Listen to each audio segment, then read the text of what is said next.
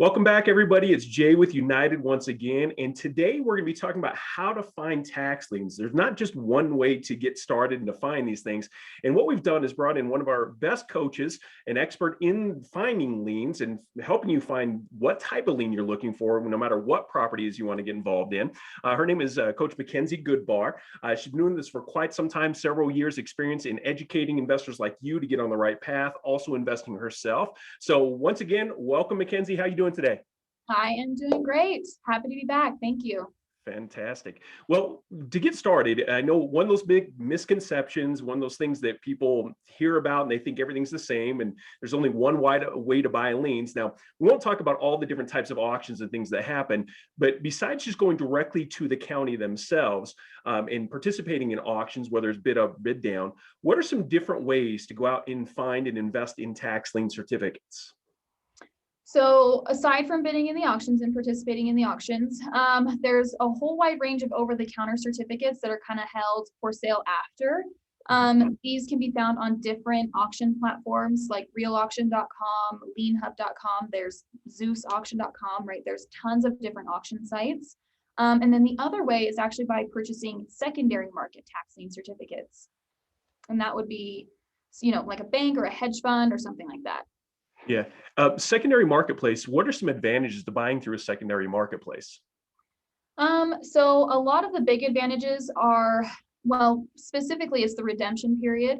A lot of people are looking for liens that are post-redemption period so that they don't have to wait before they can begin the foreclosure process. And so a lot of times what can happen is a hedge fund will buy these liens. They'll just want to get the interest rate return on them, so they'll hang on to them for a couple of years. And then when they're ready to actually liquidate those funds, they'll just look for a buyer to take place or ownership of that tax lien certificate. So they can get the interest that they earned. Now it benefits the investor because they just bought a lien that's outside of that redemption period. They can start the foreclosure right away.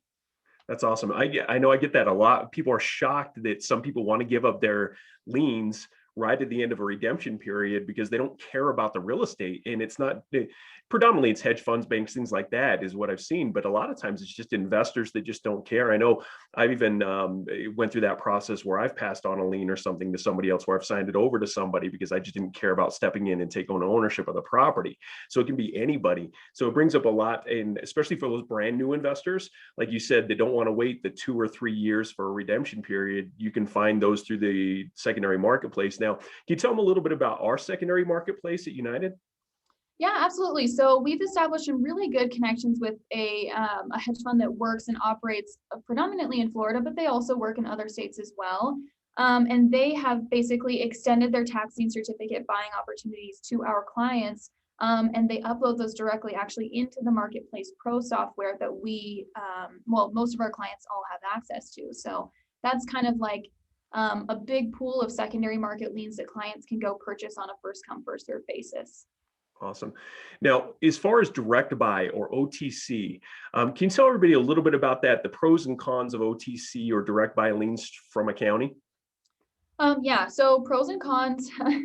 I actually really love over-the-counter tax lien So do certificates. I. I mean, I love secondary market too, but I love OTC liens as well. I mean, it's so easy, right? The county has all of these available tax lien certificates that didn't get sold at the original auction that they still want to try and sell so they can get that money. So they'll just post them on their website. People can come and buy them.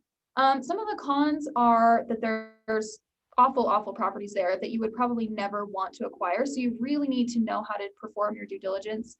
You can get drainage or pieces of sidewalks. Like you can just get these weird properties that what are you going to do with it, honestly? But pros are too, there's a lot of really good properties that also kind of slip under the radar at that initial auction and are still available for sale. And you can also find liens over the counter too that are post redemption. So you can buy them and begin the foreclosure process right away on those as well. Yeah, and what you mean by post redemption, that means that if I'm correct here, so say this year, the stuff that's coming up next month that should be redeemed, let's say it's a lien that you could find on an OTC market in a county in Florida, and let's say that lien was from clear back in 2018. That's what you mean, right? So you could buy it if it was still available and you could start the TDA process immediately. Is that correct? Exactly. Yes. Yep. It's just outside of that redemption period that the property owner gets to pay those taxes back.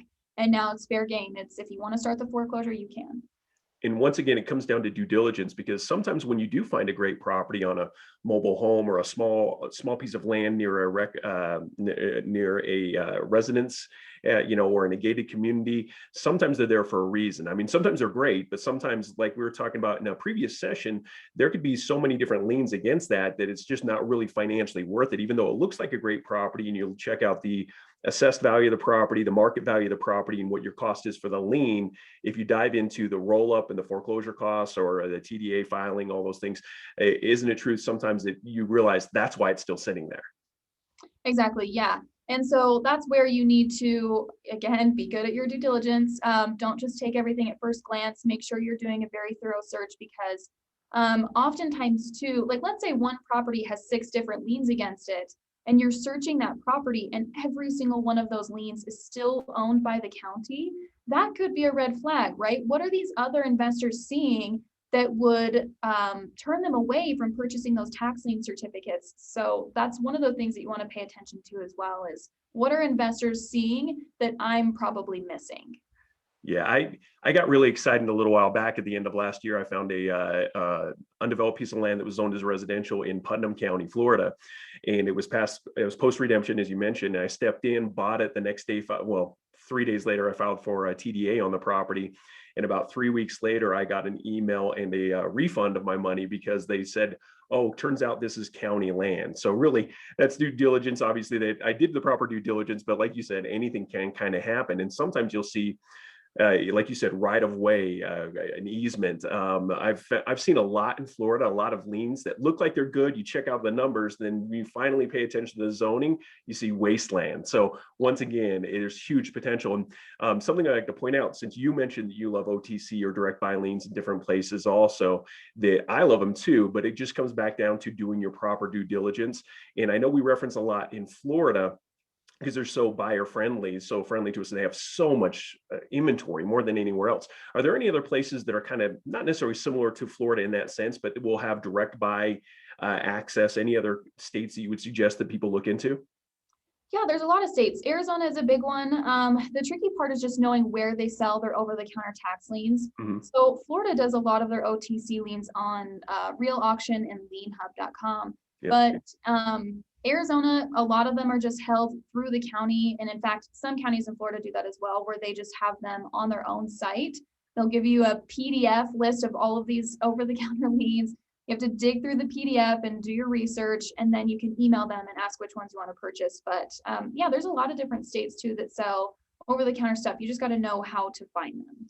Yeah, and a big part of that, of our technology, Marketplace Pro, will help you find those things and find those secondary marketplace liens.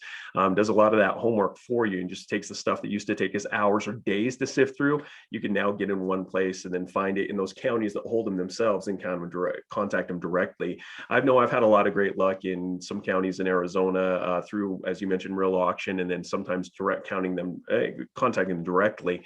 The process is a little different, but it's still a great way to invest. So as far as somebody, let's say I'm a brand new investor, I haven't done anything yet, and maybe I'm intimidated by the auctions, would you tell them to, based on their budget, of course, would you point them in the direction of OTC and secondary marketplace liens if they were brand new and they just wanted to get started immediately?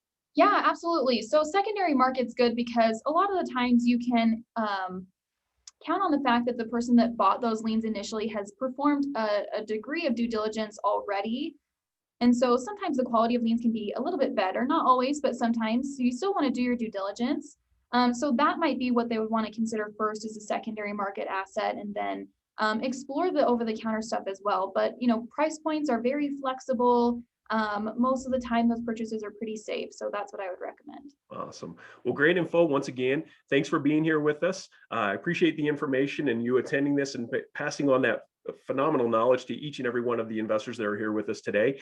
And everybody, when everything is said and done, something we always talk about in this is when you get started, start with the end in mind. What are your ultimate goals, right? And that will help you determine what type of market's going to be best for you. If it's going to be auction, secondary marketplace, OTC. Most of us eventually want to do all of the above, right? So we can build a pipeline of creating wealth. So with that said, until next time, good to have you all here. Wish you all best success, and we'll see you next time. Thanks again for being with us, Kenzy. Yeah, thank you so much for having me. All right, everybody, enjoy.